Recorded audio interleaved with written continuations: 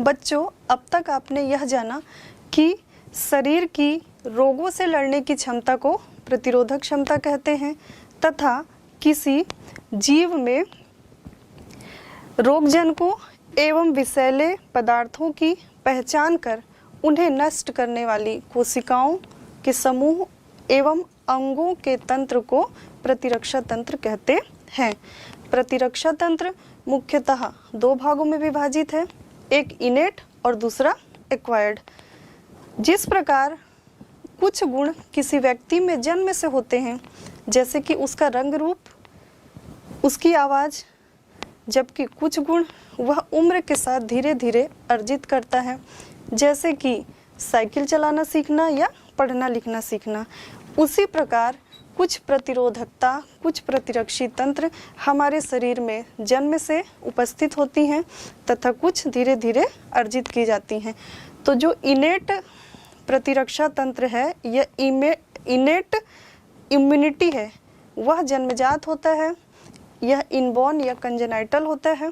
यह हमारे शरीर में जन्म के साथ उपस्थित होता है तथा विभिन्न प्रकार के रोगाणुओं से लड़ने में सक्षम होता है तथा यह नॉन स्पेसिफिक टाइप का होता है। नॉन स्पेसिफिक टाइप का अर्थ है किसी विशिष्ट बीमारी के माइक्रोब से, जम से ही लड़ने की शक्ति नहीं, अपितु सभी प्रकार के बाहरी आक्रमण से लड़ने में ये सक्षम होते हैं। यह 3 प्रकार से कार्य करता है, एक फिजिकल बैरियर, दूसरा फिजियोलॉजिकल बैरियर और तीसरा सेलुलर बैरियर। फिजिकल बैरियर को हम शारीरिक या कायिक अवरोध कहते हैं। फिजियोलॉजिकल बैरियर्स को हम कार्यकी अवरोध कहते हैं तथा सेलुलर बैरियर जो होता है वह कोशिकीय अवरोध होता है। आइए जानते हैं क्या है फिजिकल बैरियर। तो फिजिकल बैरियर जो होता है, इसमें विभिन्न सुरक्षात्मक अंग एवं सिक्रीशंस शामिल होते हैं, जैसे कि हमारा स्किन सबसे बड़ा सुरक्षात्मक अंग है। यह किसी किले की भांति हमारे शरीर की बाहरी आक्रमणों से रक्षा करता है तथा इसे पार करना आसान नहीं होता है।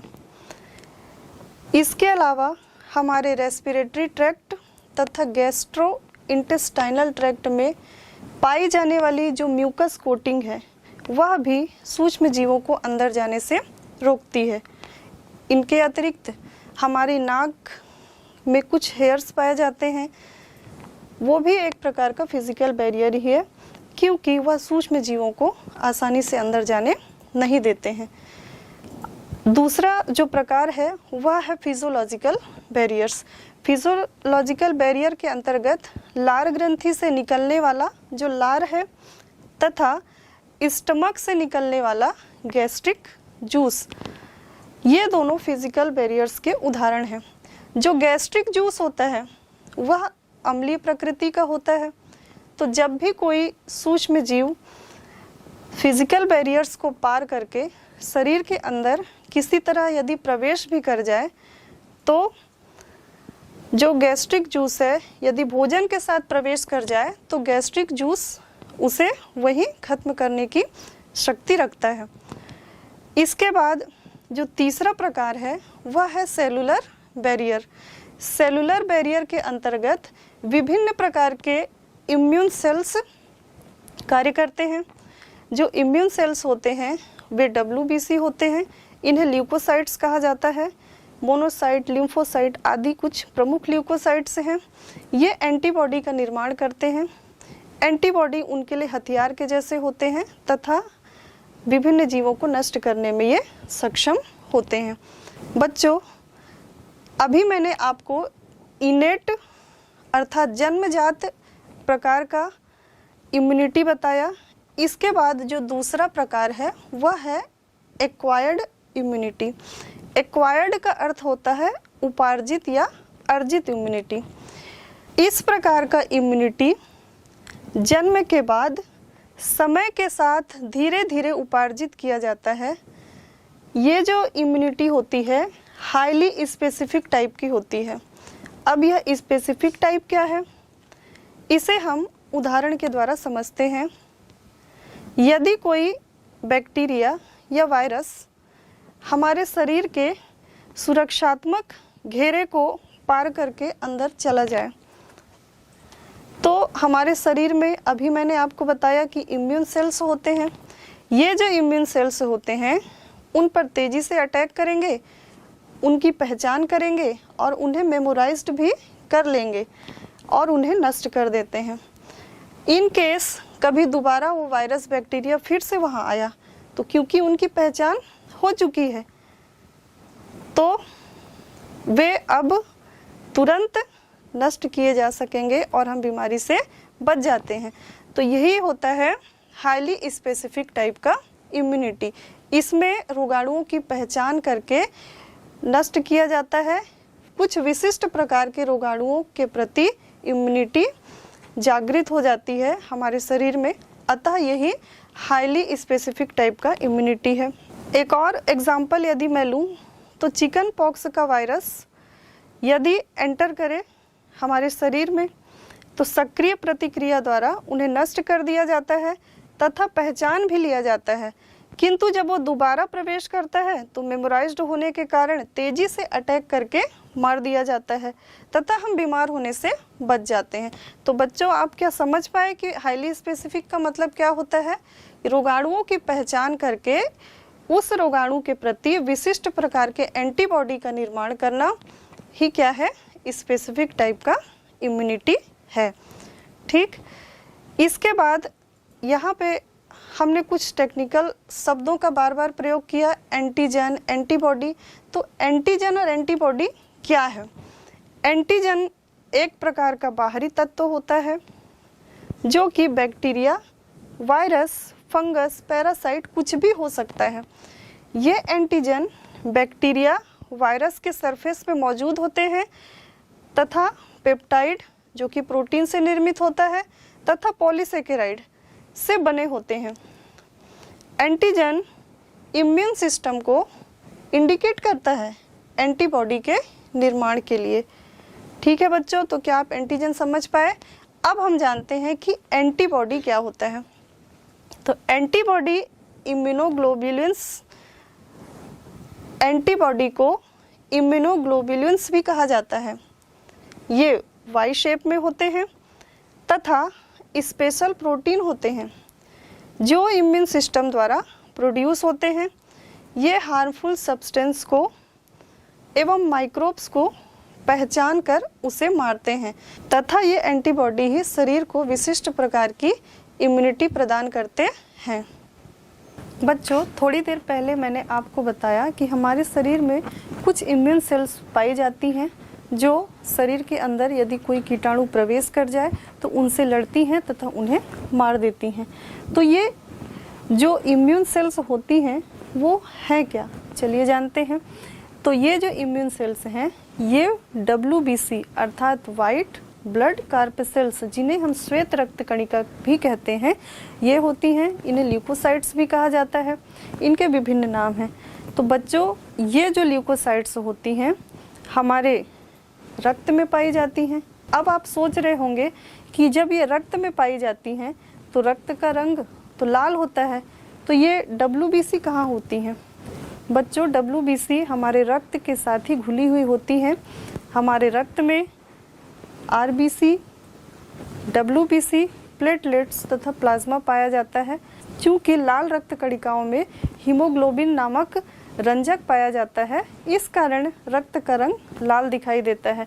किंतु यदि हम थोड़ा सा ब्लड सैंपल के रूप में लें और माइक्रोस्कोप में उन कोशिकाओं को देखने का प्रयास करें तो हमें WBC दिखाई देते हैं। इन WBC में भी पर्याप्त भिन्नता होती है, अतः इन्हें भी दो भागों में विभाजित किया गया है, एक ग्रेन्युलोसाइट्स और दूसरा अग्रेन्युलोसाइट्स। जो ग्रेन्युलोसाइट्स प्रकार के ल्यूकोसाइट्स या WBCs होते हैं उनके प्लाज्मा में ग्रेन्यूल्स पाए जाते हैं और जो अग्रेन्युलोसाइट्स के प्रकार के ल्यूकोसाइट्स होते हैं उनके प्लाज्मा में ग्रेन्यूल्स का अभाव होता है। अब यदि हम ग्रेन्युलोसाइट्स प्रकार के ल्यूकोसाइट्स की बात करें तो पुनः इसे 3 भागों में विभाजित किया गया है और ये सब माइक्रोस्कोप में आप क्लियरली देख सकते हैं, आपको दिखेगा। तो जो WBC ग्रेन्युलोसाइट प्रकार के WBC 3 प्रकार के होते हैं, एक न्यूट्रोफिल, दूसरा एसिडोफिल और तीसरा बेसोफिल। न्यूट्रोफिल, एसिडोफिल जिसे इओसिनोफिल भी कहा जाता है और तीसरा है बेसोफिल्स। अब ये न्यूट्रोफिल्स क्या होता है, चलिए जानते हैं एक एक करके। जो न्यूट्रोफिल्स होते हैं वे न्यूट्रोफिल्स में थिन स्ट्रैंड क्रोमेटिन पाया जाता है। इसके क्रोमेटिन में 4 to 5 लोब्स होती हैं तथा ये टोटल WBC काउंटिंग यदि की जाए तो 60 to 70% होती हैं। मतलब सबसे अधिक प्रकार की WBCs हमारे ब्लड में न्यूट्रोफिल्स ही होते हैं। अब इसके कार्य की बात करते हैं। तो जो न्यूट्रोफिल्स होते हैं ये बैक्टीरिया, वायरस आदि को नष्ट करते हैं। किस प्रकार से? तो फेगोसाइटोसिस करके। अब ये फेगोसाइटोसिस क्या होता है? तो बच्चों फेगोसाइटोसिस का अर्थ होता है एक सेल्स के द्वारा दूसरे सेल्स का भक्षण करना। आप चित्र में देख सकते हैं एक बड़ी सेल्स है, वो किसी बैक्टीरिया या वायरस जो कि सूक्ष्म होते हैं उन्हें क्या कर लिए, अपने अंदर ले लिए, इंजेक्ट कर लिए तथा उसे पचा दिए और उसे मार दिए। तो ये होता है फेगोसाइटोसिस। और सरल अर्थ में हम यदि समझें तो किसी सेल का किसी अन्य सेल के द्वारा भक्षण करना फेगोसाइटोसिस कहलाता है। इसके अलावा न्यूट्रोफिल और कैसे हमारे बॉडी की रक्षा करता है? तो जो न्यूट्रोफिल्स होते हैं उनमें डिफेंसिन और लाइसोसोम भी पाए जाते हैं। इनकी मदद से भी ये बैक्टीरिया, वायरस को मारते हैं तथा इनमें H2O2, सुपर ऑक्साइड एनायन तथा हाइपोक्लोराइड एनायन पाया जाता है और ये सभी एंटीऑक्सीडेंट की मदद से भी वो माइक्रोब्स को किल करने का कार्य करते हैं। जो न्यूट्रोफिल्स होते हैं जैसा कि उसके नाम से स्पष्ट है, न्यूट्रल प्रकृति के होते हैं। आगे और आप समझ जाएंगे क्या है न्यूट्रल प्रकृति।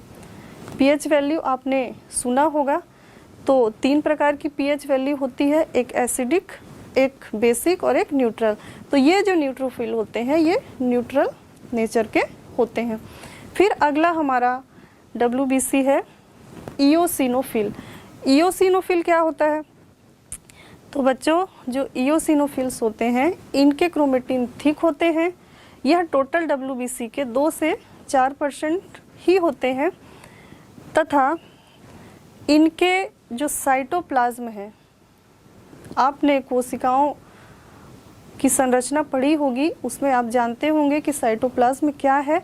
तो उस साइटोप्लाज्म में रेड ऑरेंज कलर के ग्रेन्यूल्स पाए जाते हैं। इसमें फंक्शन की बात करें तो जब भी किसी पर्सन को एलर्जी होती है तो हमारी जो बॉडी होती है कुछ इन्फ्लामेटरी सब्सटेंस रिलीज करती है, जैसे कि हिस्टामिन। जैसे किसी व्यक्ति को मधुमक्खी ने काट लिया तो प्रतिक्रिया स्वरूप हिस्टामिन रिलीज होगा।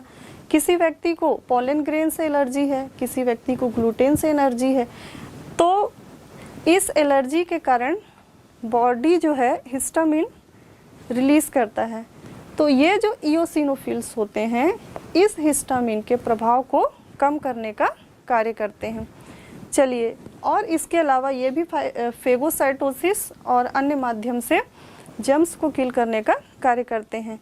अब हमारा अगला ग्रेन्युलोसाइट्स प्रकार का WBC है बेसोफिल। तो बेसोफिल जो है टोटल WBC की काउंटिंग में सबसे कम संख्या में उपस्थित होते हैं। माइक्रोस्कोप में जब हम देखते हैं तो कहीं कहीं इक्का दुक्का ही हमें दिखाई देता है। ये मात्र 0.5% से लेकर के 1% तक ही उपस्थित होते हैं और इनमें ब्लू और पर्पल कलर के ग्रेन्यूल्स पाए जाते हैं। फंक्शन की बात करें तो जब भी शरीर में कोई एलर्जिक रिएक्शन होता है, तो अभी थोड़ी देर पहले ही मैंने आपको बताया था कि कुछ इन्फ्लामेटरी सब्सटेंस रिलीज़ किए जाते हैं, जैसे कि हिस्टामिन, हिपेरिन, सीरोटोनिन इत्यादि। तो ये जो हमारा बेसोफिल्स होता है, इसके रिलीज को इंक्रीज करने का कार्य करता है, मतलब इसे इसके प्रभाव को बढ़ाने का कार्य करता है। जबकि जो एसिडोफिल था वह उसके प्रभाव को कम कर रहा था। तो दोनों में बेसिक डिफरेंस यही है। एसिडोफिल के बारे में मैं आपको बताना भूल गई थी कि एसिडोफिल या इयोसिनोफिल जो होता है वह एसिडिक नेचर का होता है, जबकि बेसोफिल नाम से ही स्पष्ट है कि यह बेसिक नेचर का होता है। इसके अलावा ये भी फेगोसाइटोसिस करते हैं, ये भी विभिन्न प्रकार से जर्म्स को किल करने का कार्य करते हैं। इसके बाद अब हम आते हैं अग्रेन्युलोसाइट्स प्रकार के WBC के बारे में जानने के लिए। चलिए जानते हैं। तो यह दो प्रकार का होता है, पहला मोनोसाइट और दूसरा होता है लिम्फोसाइट। मोनोसाइट्स क्या होते हैं? ये रक्त की सबसे बड़े प्रकार की ल्यूकोसाइट्स हैं। जब ये ब्लड में उपस्थित होते हैं तब इन्हें मोनोसाइट्स कहा जाता है, जबकि जब ये ब्लड से निकलकर विभिन्न ऊतकों में आ जाते हैं तब इन्हें मैक्रोफेजेस कहा जाता है। जब ये ब्लड से निकलकर विभिन्न ऊतकों तक पहुंच जाते हैं, विभिन्न ऊतकों में रहते हैं, तब इसे मैक्रोफेजेस कहा जाता है। ये जो मैक्रोफेजेस होते हैं ऊतकों में जाकर बफर सेल का काम करते हैं। इसका कार्य भी शरीर को बैक्टीरिया, वायरस, फंगस आदि संक्रमण से बचाना है तथा ये शरीर के प्रतिरक्षा प्रणाली को तो मजबूत करते ही हैं, साथ साथ विभिन्न ऊतकों के मरम्मत का भी कार्य करते हैं, अर्थात रिपेयरिंग करते हैं। आप देखते हो बच्चों, जब भी आपको कुछ घाव होता है तो क्या होता है, कुछ दिन में वो घाव ठीक हो जाता है, आपकी स्किन भी ठीक हो जाती है। तो ये सब रिपेयरिंग का काम मोनोसाइट्स से ही संभव है। फिर इसके बाद जो अगला प्रकार है वह है लिम्फोसाइट। अब लिम्फोसाइट क्या होता है?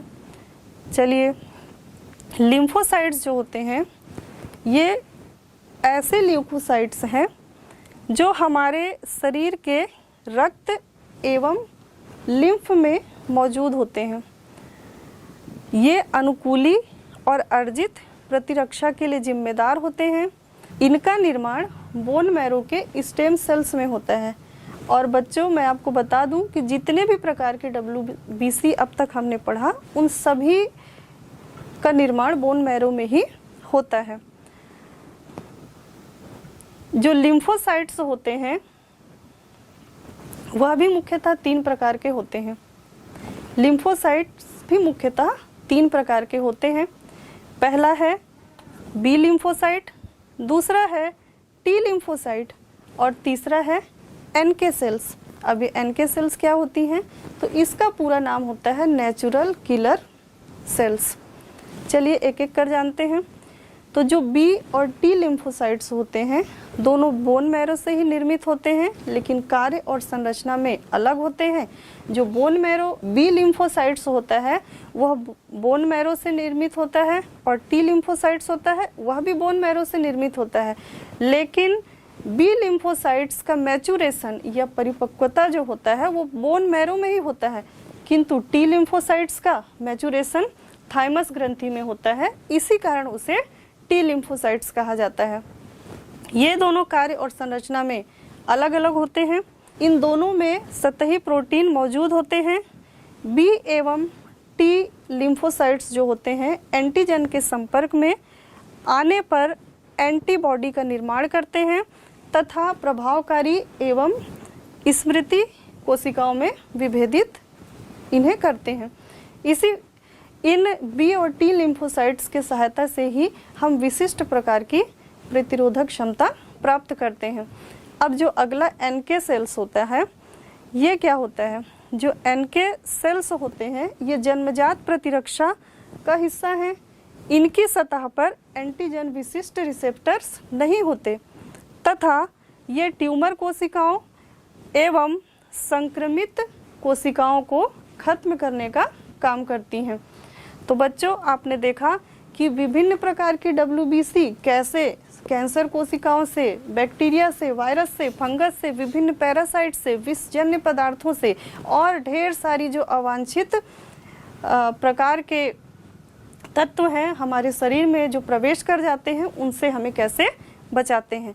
तो ये सभी WBCs हमारे शरीर के सैनिक की तरह कार्य करती है और बाहर से आने वाले आक्रमणकारियों अर्थात विभिन्न कीटाणुओं रोगाणुओं का एनकाउंटर करके हमारे शरीर को सुरक्षा प्रदान करती हैं। बच्चों, अब तक की जानकारी के आधार पर यह समझ बनती है कि किसी भी संक्रामक रोग के उपचार को हम दो प्रकार से कर सकते हैं। पहला, रोगों के प्रभाव को कम करके और दूसरा, रोगों के कारकों को नष्ट करके। उपचार का जो पहला तरीका है उसमें रोगों के लक्षणों को समझा जाता है तथा उस लक्षण के आधार पर दवाई दी जाती है। दवा लेने के पश्चात रोगी को आराम करने की सलाह दी जाती है जिससे उसकी ऊर्जा संरक्षित हो सके तथा स्वस्थ होने में यह सहायक होती है। परंतु इस लक्षण आधारित उपचार से केवल कुछ समय के लिए वो लक्षण दब जाते हैं और तात्कालिक आराम मिलता है, लेकिन इसमें यह संभावना रहती है कि कुछ समय पश्चात पुनः हमें उस रोग के लक्षण दिखाई देने लगते हैं। उदाहरण के तौर पे मैं समझाती हूँ कि यदि किसी व्यक्ति को बुखार आ रहा है तो बुखार का लक्षण देखकर उसे पैरासीटामॉल, क्रोसिन इत्यादि दवाइयाँ दे दी जाती हैं। अगर उसे सिर दर्द है तो उसे सिर दर्द की दवाई दे दी जाती है, लेकिन इसमें यह संभावना है कि दवाई देने के पश्चात कुछ समय तक का तो आराम है, लेकिन बाद में पुनः उसे बुखार या सिर दर्द हो सकता है। इसका कारण यह होता है कि रोग के कारक अभी नष्ट नहीं हुए हैं। तो दूसरे तरीके का जो उपचार है उसमें यह प्रयास किया जाता है कि रोग के कारकों को ही नष्ट करके व्यक्ति को स्वस्थ किया जाए। इसके लिए पहले रोगाणुओं को पहचानने के लिए जांच कराई जाती है और इनकी जब पहचान हो जाती है कि इस व्यक्ति को कौन सी बीमारी है, तब उसे उस पर्टिकुलर बीमारी की दवाई दी जाती है। जैसे किसी व्यक्ति को जांच के दौरान मलेरिया पॉजिटिव आया तो उसे मलेरिया की दवाई दी जाएगी, उसका डोज कंप्लीट कराया जाएगा, निश्चित अवधि तक नियमित रूप से वह दवाई उस रोगी को दी जाएगी, जिससे मलेरिया के जो रोगाणु हैं वह जड़ से नष्ट हो जाएंगे तथा वह व्यक्ति स्वस्थ हो सकता है और दोबारा उसे बुखार या मलेरिया के जो भी लक्षण हैं वह दिखाई नहीं देंगे। वर्तमान में एलोपैथी, नेचुरोपैथी, होम्योपैथी, यूनानी, आयुर्वेदिक इत्यादि प्रकार के दवाइयाँ उपचार के लिए उपलब्ध हैं तथा सभी का अपना अपना महत्व होता है। तो हम इनका प्रयोग करके विभिन्न रोगों का उपचार प्राप्त करते हैं। इसके बाद हम आते हैं प्रिवेंशन, अर्थात रोगों से किस प्रकार बचाव किया जाए। तो बच्चों, दवाई कराने से, उपचार कराने से लाख गुना बेहतर है कि हम रोगों से ही बच के रहें। स्वस्थ जीवन जीने के लिए आवश्यक है कि हम ऐसे प्रयास करें जिससे हमें रोग होने की संभावनाएं कम से कम हो। आप कुछ ऐसे प्रयासों के बारे में मुझे बताइए कि आप रोग से बचने के लिए क्या उपाय करते हैं। स्वस्थ रहने की शुरुआत हमेशा स्वच्छता से होती है। यदि हम अपने आसपास के वातावरण को गंदगी मुक्त रखें तो हम लंबे समय तक स्वस्थ रह सकते हैं। इसके लिए हमें कचरे का उचित प्रबंधन करना चाहिए। यदि आपके घरों के आसपास कहीं पानी रुका हुआ हो क्योंकि आप जानते हैं कि रुके हुए पानी में ही मच्छर अंडे देते हैं, मच्छर का लार्वा पनपता है। तो उन रुके हुए पानियों का भी उचित प्रबंधन करें। नहीं कर सकते हैं तो उस पर डीडीटी का छिड़काव करें, उसमें केरोसिन डाल दें। तालाब इत्यादि अगर हैं तो उसमें गम्बूजिया मछली का पालन करें। जो गम्बूजिया मछली होती है वह मच्छर के लार्वा को खाने का काम करती है। तो इस प्रकार से हम अपना प्रिवेंशन कर सकते हैं। इसके बावजूद भी यदि मच्छर होते हैं तो हमें मच्छरों से बचने का प्रयास करना चाहिए। हमें अपने घरों में शाम को नीम का धुआं करना चाहिए। वैसे तो मॉर्टिन जैसे कुछ मच्छर अगरबत्तियां भी बाजार में उपलब्ध हैं, लेकिन इनके प्रयोग से हमें बचना चाहिए या कम से कम प्रयोग करना चाहिए, क्योंकि ये हानिकारक भी हो सकते हैं। हमारा प्रयास ये हो कि जैविक उत्पादों का प्रयोग करते हुए हम अपनी विभिन्न रोगों से बचाव करें। इसके लिए हम शाम को घरों में रहते हुए सरसों का तेल लगा सकते हैं, इससे मच्छर दूर होते हैं। और रात में सोते वक्त मच्छरदानी का हमें प्रयोग करना चाहिए।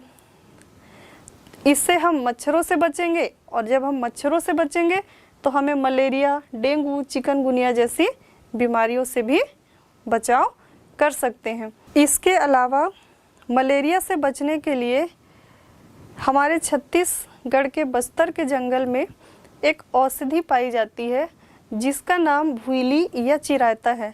यह भुइली या चिरायता अत्यधिक कड़वी होती है, लेकिन वहाँ के लोगों का मानना है कि यदि हम इसका सेवन करते हैं तो हमें मलेरिया नहीं होता है। और कुछ व्यक्तिगत स्वस्थ आदतों को अपनाकर भी हम विभिन्न रोगों से बच सकते हैं, जैसे कि खाने से पहले और शौच से आने के बाद हमें साबुन से हाथ धोना चाहिए। अभी तो स्कूलों में साबुन से हाथ धोने, स्वच्छता जागरूकता रैली इत्यादि का प्रचार प्रसार बहुत हो रहा है। इससे हमारी आधी बीमारियां दूर हो सकती हैं।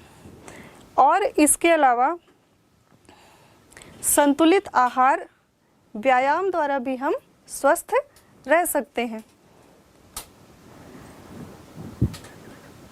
रोगों से बचाव का जो अगला तरीका है वह बहुत महत्वपूर्ण है, ध्यान से सुनिएगा। इस अध्याय में हमने जाना है कि रोगों से बचाव का जो सीधा संबंध होता है हमारे प्रतिरक्षा तंत्र से होता है। हमारी इम्यूनिटी स्ट्रॉन्ग है तो हम लंबे समय तक स्वस्थ रह सकते हैं। आजकल प्रतिरक्षा तंत्र को मजबूत करने के लिए कई प्रयास किए जा रहे हैं।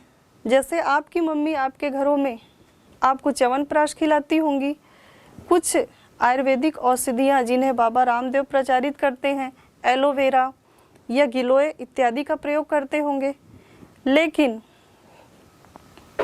डॉक्टरों द्वारा किस प्रकार से प्रयास किया जाता है? बच्चों, हमारी दुनिया में कुछ ऐसे महान वैज्ञानिक हुए जिन्होंने अपना सारा जीवन मानवता की सेवा में लगा दिया। उनके द्वारा किए गए आविष्कार किसी वरदान से कम नहीं थे।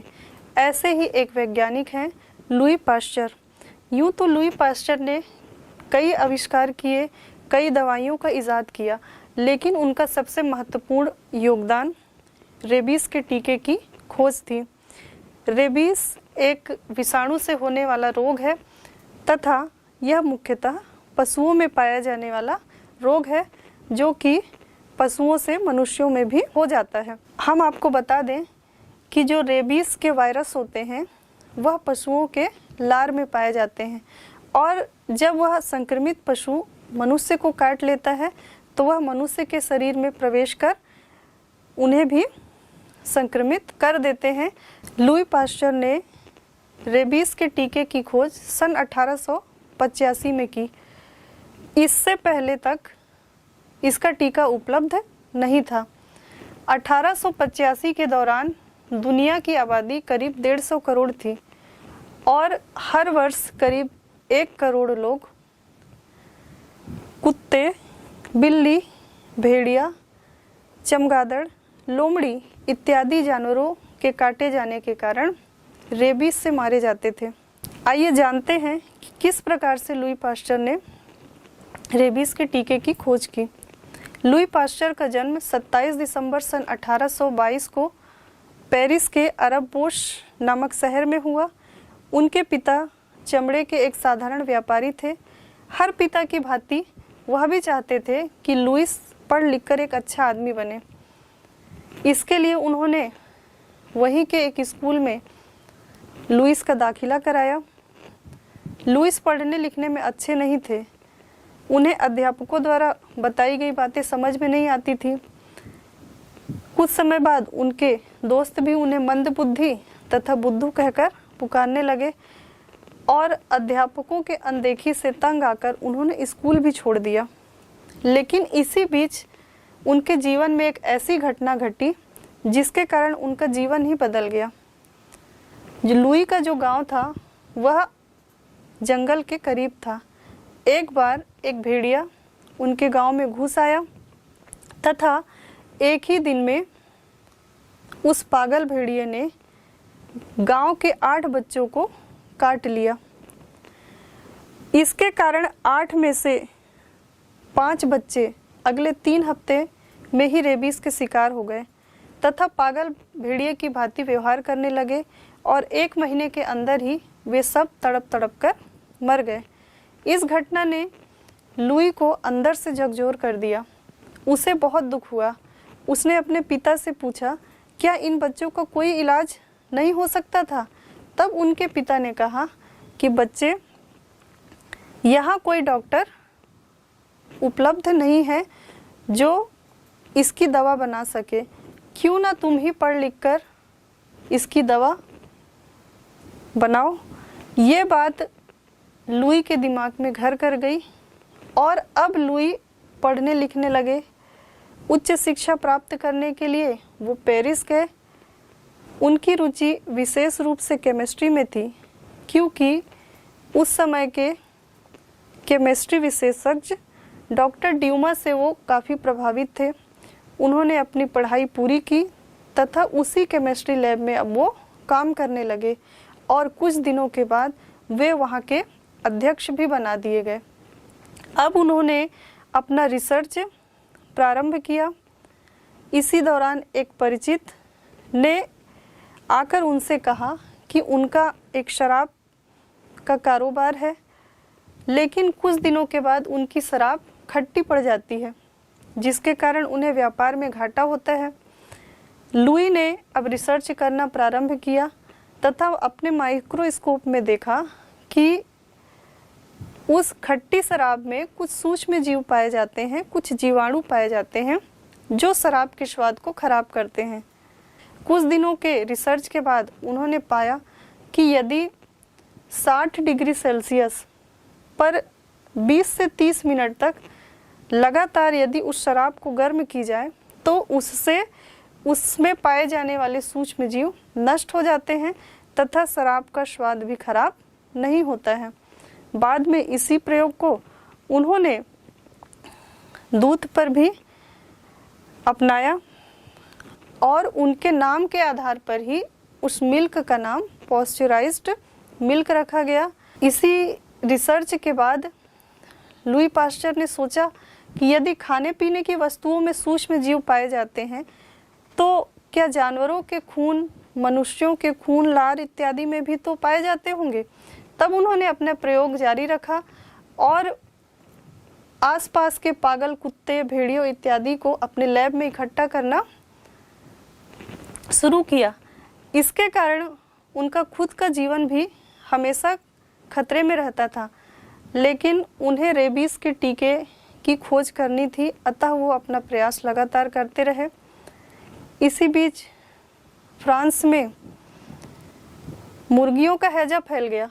अब ये जो मुर्गियों का हैजा था, लगातार फैलने के कारण कुछ मुर्गी पालक लुई पास्चर के पास आए और उनसे प्रार्थना करने लगे कि कुछ इलाज इसका ढूंढिए। जब लुई पास्चर मुर्गियों पर रिसर्च कर रहे थे, तब मुर्गियों के खून की जांच पर उन्होंने पाया कि कुछ विषाणु या जीवाणु हैं जो मुर्गियों को संक्रमित कर रहे हैं। लुई पास्चर इसका कारण तो समझ चुके थे, लेकिन ये समझ नहीं पा रहे थे कि हमारा इम्यून सिस्टम इन वायरस से लड़ क्यों नहीं पा रहा है। फिर इन्हीं दिनों उन्हें पता चला कि फ्रांस में मुर्गियों का हैजा फैला हुआ है। कुछ मुर्गियां तथा चूजे बीमारी की चपेट में आकर मर रहे थे। मुर्गी पालने वाले लोगों ने उनसे प्रार्थना की कि कोई इलाज ढूंढे। पास्चर ने उन जीवाणुओं की खोज की जो मुर्गियों की हैजा के लिए जिम्मेदार थी। उन्होंने पाया कि कुछ ऐसे जीवाणु विषाणु होते हैं जो किसी भी रोग प्रतिरोधक क्षमता से छिपकर कार्य करते हैं, हमारी रोग प्रतिरोधक क्षमता को चकमा देकर कार्य करते हैं। अब लुई पास्चर को यह पता लगाना था कि कैसे इस होशियार हो चुके जीवाणु विषाणु से हमारे प्रतिरोधक क्षमता की पहचान कराई जाए। इसके लिए उन्होंने चूजों के रक्त से विषाणुओं को निकाला तथा एक विशेष लवण में मिलाकर निष्क्रिय कर दिया। इसके बाद इस लवण का इंजेक्शन उन्होंने मुर्गियों में लगाया। जिन जिन मुर्गियों को यह इंजेक्शन लगा वह आगे चलकर बीमार नहीं हुई तथा जिन मुर्गियों को इंजेक्शन नहीं लग रहा था वो मर रही थी। बाद में इसी प्रयोग को उन्होंने रेबीज के लिए भी किया, क्योंकि वो समझ चुके थे कि यदि हम कमज़ोर और निष्क्रिय हो चुके विषाणु को शरीर के अंदर प्रवेश कराएं तो वो हमारे इम्यून सिस्टम को चकमा नहीं दे सकता। तो अब उन्होंने पागल कुत्तों, भेड़ियों इत्यादि के शरीर से रेबीज के वायरस निकाले, उसे पुनः किसी लवण में मिलाया जिसके कारण वो विषाणु निष्क्रिय हो गए। अब उसे स्वस्थ कुत्ते में इंजेक्ट कराया गया। कुछ दिन के बाद सक्रिय विषाणुओं को भी उसी स्वस्थ कुत्ते में इंजेक्ट कराया गया। तो उन्होंने देखा कि उसे उस कुत्ते को रेबीज नहीं हुआ, वह रेबीज से संक्रमित नहीं हुआ। अब लुई पास्चर यह समझ चुके थे कि इसका इलाज क्या है, किंतु उन्होंने अब तक यह प्रयोग केवल जानवरों पर ही किया था और किसी इंसान पर नहीं किया था। इसी बीच एक माता अपने बच्चे को लेकर लुई पास्चर के पास आई और उनसे विनती करने लगी कि उन्हें वो उसके बच्चे को बचा लें। लुई ने देखा कि उसे एक पागल कुत्ते ने काटा था। लुई समझ चुके थे कि इसे यह रेबीज से संक्रमित हो चुका है, लेकिन उनके पास यह टास्क था कि अब तक उन्होंने किसी भी मनुष्य पर इसका प्रयोग नहीं किया था, तो किस प्रकार से करें। लेकिन वे जानते थे कि अगर वो प्रयोग नहीं भी करते हैं उस बच्चे की निश्चित ही मृत्यु हो जाएगी। अतः उन्होंने अब उस एंटी रेबीज टीके को देना प्रारंभ किया। शुरुआत में उन्होंने कम डोज का इंजेक्शन लगाया, धीरे धीरे 21 दिनों तक लगातार डोज बढ़ाते रहे। इसके बाद उन्होंने देखा कि वह बच्चा ठीक हो गया और जो एंटी रेबीज का टीका उन्होंने बनाया था वह सफल रहा। इसके लिए फ्रांस की सरकार द्वारा भी उन्हें सम्मानित किया गया। तो बच्चों, इस प्रकार से रेबीज के टीके की लुई पास्चर के द्वारा खोज की गई। आपने एडवर्ड जेनर और लुई पास्चर से टीके की कहानी सुन चुकी है, तो इसके लिए टीकाकरण का प्रयोग किया जाता है। टीकाकरण एक ऐसी प्रक्रिया होती है जिसमें रोग होने से पहले ही रोगों से बचाव का इंतजाम कर लिया जाता है। चलिए देखते हैं टीकाकरण क्या है। अच्छा, इससे पहले मुझे आप ये बताइए कि क्या आपको कभी टीका लगा है? जब लग चुका है तो कौन कौन से टीके आपको लगे हैं और कौन कौन से अब तक उपलब्ध हैं लेकिन आप लगाए नहीं हैं? एक लिस्ट आप बनाकर रखिएगा और मुझे ज़रूर बताइएगा। चलिए, क्या है टीकाकरण जानते हैं। टीकाकरण वह उपाय है जिसके द्वारा किसी रोग विशिष्ट के प्रति शरीर में रोग प्रतिरोधक क्षमता उत्पन्न की जाती है। टीकाकरण की प्रक्रिया द्वारा शरीर में जीवाणुओं विषाणुओं की नियंत्रित मात्रा प्रवेश कराई जाती है, जिससे रोग का हल्का आक्रमण होता है। इससे हमारे शरीर में पुनः इसी प्रकार का दोबारा जब आक्रमण होता है तो रोग से लड़ने की क्षमता बढ़ जाती है। उदाहरण के लिए पोलियो ड्रॉप का टीकाकरण, कोरोना वैक्सीन इत्यादि।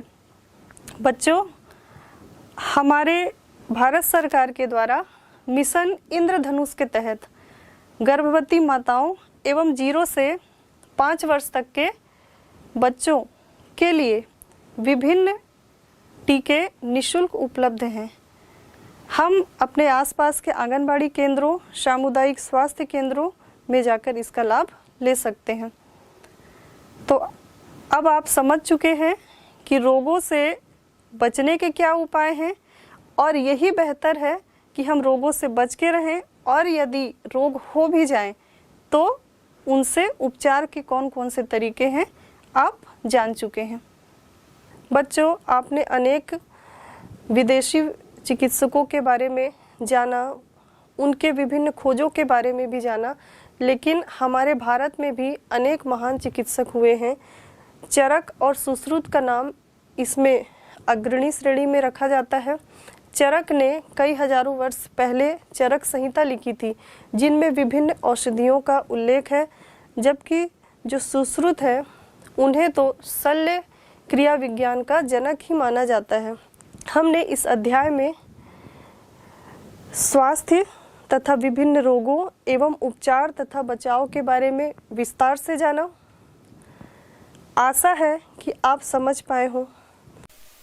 मुख्य शब्द, कीवर्ड्स: संक्रामक रोग, कम्युनिकेबल डिसीज, असंक्रामक रोग, नॉन कम्युनिकेबल डिसीज, वाहक, वेक्टर, प्रतिरक्षा तंत्र, इम्यून सिस्टम, जीवाणु, बैक्टीरिया, विषाणु, वायरस, शोथ, इन्फ्लेमेशन, टीकाकरण, vaccination, HIV, human immunodeficiency virus, AIDS, acquired human immunodeficiency syndrome, दीर्घकालिक रोग, क्रॉनिक डिसीज, तीव्र रोग, एक्यूट डिसीज। हमने सीखा, स्वास्थ्य वह स्थिति है जिसमें शारीरिक, मानसिक और कौशल युक्त कार्य अपनी क्षमता एवं दक्षता के साथ पूरा किया जा सके। रोग शब्द को अंग्रेजी शब्द डिसीज से दर्शाया जाता है, जिसका अर्थ आराम में बाधा होना है। व्यक्तिगत स्वास्थ्य के लिए सार्वजनिक स्वच्छता महत्वपूर्ण है। तीव्र रोग उपचार करने पर कुछ समय में ठीक हो जाते हैं, जैसे चोट लगने के कारण बुखार। दीर्घकालिक रोग लंबी अवधि तक बना रहता है, जैसे टीबी। दूषित जल, आहार में पोषक अवयवों का अभाव आदि रोगों के उत्पन्न होने के सहायक कारण हो सकते हैं। संक्रामक कारकों द्वारा उत्पन्न होने वाले रोग संक्रामक रोग कहलाते हैं। उदाहरण: हैजा, टाइफाइड, एड्स एवं क्षय रोग आदि। एड्स के रोगी के प्रतिरक्षा तंत्र का कमजोर होना उसकी मृत्यु का कारण होता है। जीवों में प्रतिरक्षा तंत्र रोगजनकों और अवांछनीय कोशिकाओं को पहचानकर इन्हें नष्ट करके रोगों से जीव की रक्षा करता है। विषाणुओं से उत्पन्न रोग जैसे टिटनेस, डिप्थीरिया, कुकुर खांसी, खसरा, पोलियो आदि का सामना करने के लिए प्रतिरोधक क्षमता विकसित की जाती है। टीकाकरण द्वारा संक्रामक रोगों का निवारण किया जा सकता है।